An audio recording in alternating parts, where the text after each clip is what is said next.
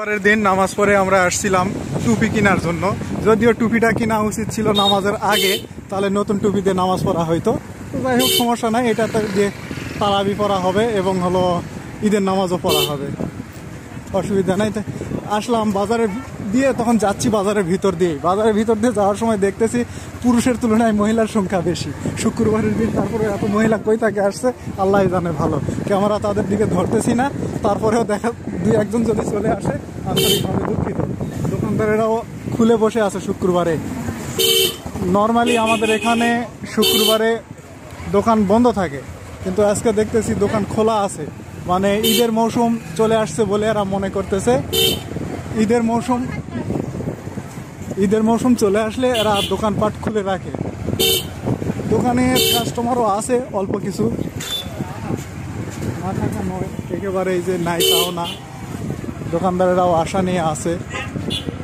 একটা সবুজ পাঞ্জাবি দেখতেছি, ভালোই লাগতেছে, পাঞ্জাবিটা কিনা যাইতে পারে।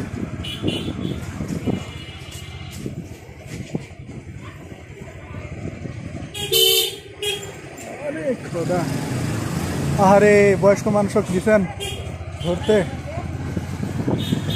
এই যে এটা বকাপুরা, এই কোন দিক দিয়ে যায়। আরে আলিয়া নিয়ে চলে আসছে।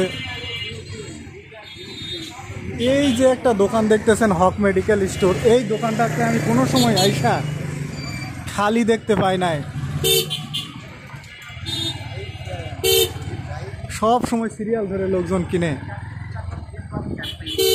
আমরা এখন মেন রাস্তা দিয়ে উঠছি, কিন্তু রং সাইডে।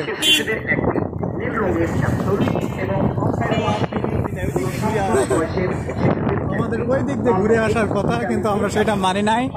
আমরা রং সাইড দিয়ে চলে আসছি, অল্প একটু রাস্তা, এই কারণে এইবারে আমরা ঘুরে গেলাম, সেটাও ঘুরে গেলাম, রাইট সাইড দিয়ে ঘুরছি। এরপরে আমরা যাই পৌঁছে যাবো ইনশাল্লাহ।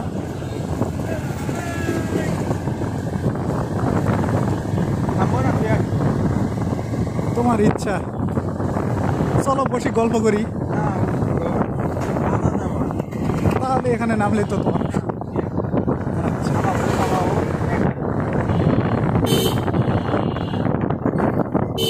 তিনজনেরই হেলমেট নাই, সাইকেল আলারও নাই। এইবারে আমরা চলে আসলাম আমাদের দোকানে।